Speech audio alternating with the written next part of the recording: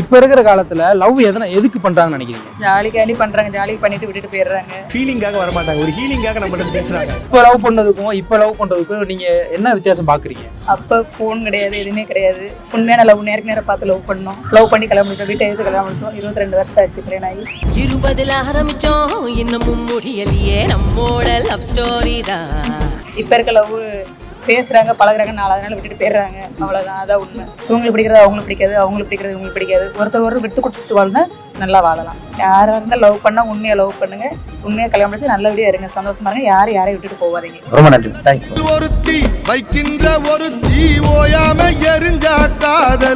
இப்ப இருக்கிற ஜெனரேஷன்ல லவ் எதுக்காக பண்றாங்கன்னு நினைக்கிறீங்க? எல்லாரும் முன்னாடி கெத்து காட்டுறதுக்கு லவ், நாங்களும் லவ் பண்றோம், நாங்களும் அங்க போவோம் இங்க போவோம் அப்படின்ற மாதிரி இருக்கு. மற்றபடி எனக்கு ட்ரூவா லவ் பண்ணவங்க யாரும் அந்த மாதிரி பண்ண மாதிரி எனக்கு தெரியாது. ஒரு சில பேர் வந்து வேற மாதிரி விஷயத்துக்கு யூஸ் பண்ணுவாங்க. 50 காசுக்கு சுண்டல் வாங்கி கொடுத்து 5 ரூபாய்க்கு கோன் ஐஸ்கிரீம் வாங்கி கொடுத்து அம்மாவை ஆக்கிட்டு போற ஐயோக்கிய பசங்களை நம்புவீங்க.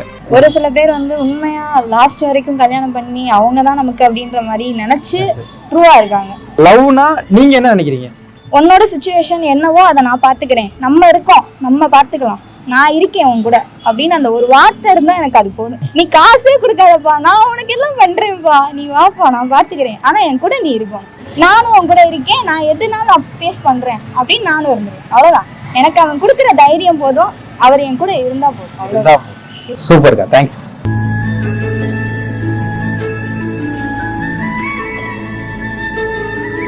ப்ரோ, இப்போ உங்க கிரஷ் வந்து உங்களை அண்ணான்னு சொன்னா உங்க மனநிலை எப்படி இருக்கும்? கண்டிப்பா இது இந்த சூசைட் பண்ணிக்கிறது மண்ணலைக்கு போயிருவேன். சாவம்ல நீ நலமா இருந்தா ஒளிஞ்சு எனக்கு பத்தி நீ சாவம்ல செத்த போயில. கண்டிப்பா இது மனசு உடைஞ்சு போயிருவேன். ஆமா, கிறிஸ்ன்ற ஒரு பொண்ணு அண்ணான்னு சொன்னா எப்படி? நான் அந்த பொண்ணுகிட்ட கேட்பேன், நான் என்ன குறை இல்ல, நீ வேற யாராச்சும் இது லவ் பண்றியா, கமிட்டடா? இது கமிட்டட்னா பரவாயில்ல, நம்மள அண்ணன் கூப்பிட ஒரு இது நியாயம் இருக்கு.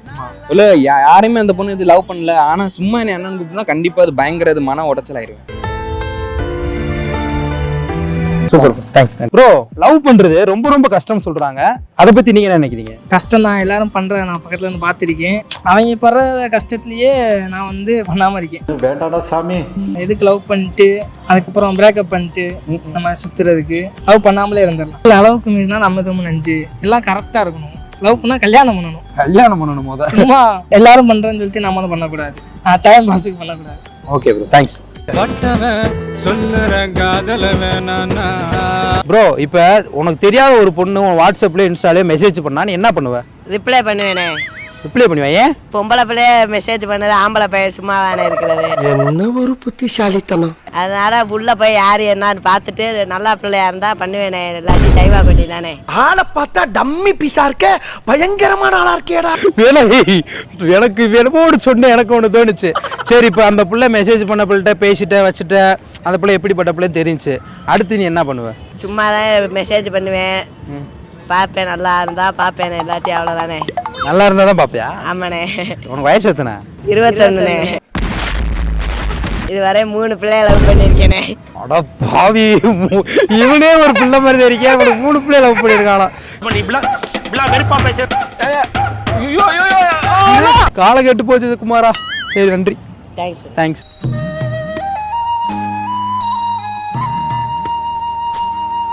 அக்கா, இப்போ இருக்க ஜென்ரேஷன் லவ் பண்ணிட்டு திடீர்னு பிரேக்கப் ஆகுது, கல்யாணம் பண்ணிட்டு திடீர்னு டிவோர்ஸ் ஆகுது. ஸோ எதுனாலே நீங்க நினைக்கிறீங்க?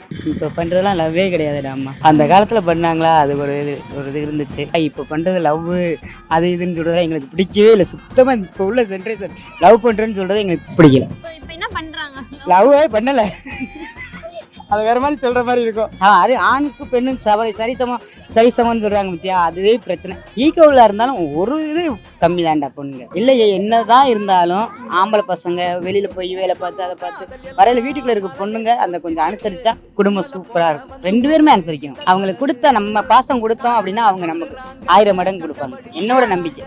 அது மற்றவங்க எப்படின்னு தெரியல, இன்னொரு நம்பிக்கை. நம்ம 1 மடங்கு கொடுத்தோம் அப்படின்னா அவங்க 1000 மடங்கு கொடுப்பாங்க. நம்ம அதை கொஞ்சம் கம்மி, நீ நானும் ஒண்ணுதான் சரி சமம் அப்படின்னு சொல்லி போட்டி போட ஆரம்பிச்சோம்னா அது ஒண்ணுமே கிடைக்காது. அதனால எனக்கு அது பிடிக்கல. அட உண்மை காதலே இல்ல சித்தப்பு. இப்போ லவ் அப்படின்னாலே அன்புன்னு சொல்லுவாங்கண்ணே. அன்பு காட்டினா மட்டும் லவ் ஆனே? அப்படி கிடையாது. அன்பு காட்டுறது வந்து பொய்யா அன்பு காட்டுங்க, இல்ல நம்பிக்கை துரோகம் பண்ணுங்க ஒரு சில பிள்ளைய. அதை நம்ப கூடாது. அதை எப்படிண்ணே கண்டுபிடிப்பீங்க உங்க பொய்யான அன்பு வச்சிருக்காங்க உண்மையான லவ் அன்பு வச்சிருக்காங்கன்னு? அது வந்து ஒவ்வொருத்தவங்களுக்கும் தெரியும் ப்ரோ. நம்ம லவ் பண்றோம்னா அந்த பிள்ளைங்க வந்து அந்த பிள்ளைய ஒரு சில நடவடிக்கையை பற்றி நம்ம புரிஞ்சுக்குவோம். இப்போ வருதுங்களா, நம்மள்ட்ட பேசுங்க, ஜாலியாக இருக்குங்க. ஒரு சில பிள்ளைலாம் வந்துட்டு எனக்கு அது வாங்கி கொடு இது வாங்கி கொடுன்னு சொல்லிட்டு போயிருங்க. நம்ம உண்மையாக லவ் பண்ணோம்னா அந்த பிள்ளைங்க இதெல்லாம் கேட்காதுங்க. அது நம்மளுக்கு செலவு பண்ணுங்க. அதுதான் நம்ம நம்பி போகணும். நம்மளுக்கு காசு இருக்கோ இல்லையோ நம்மளை நம்பி வருதா அது நம்ம பார்த்துக்கணும். நல்லா கண்களாமல் பார்த்துக்கிறது தான் மதகர பசங்க. உண்மையாக லவ் பண்ணால் கரெக்டாக அந்த பிள்ளைய கண்களாமல் பார்த்துக்கணும் கல்யாணம் பண்ணி.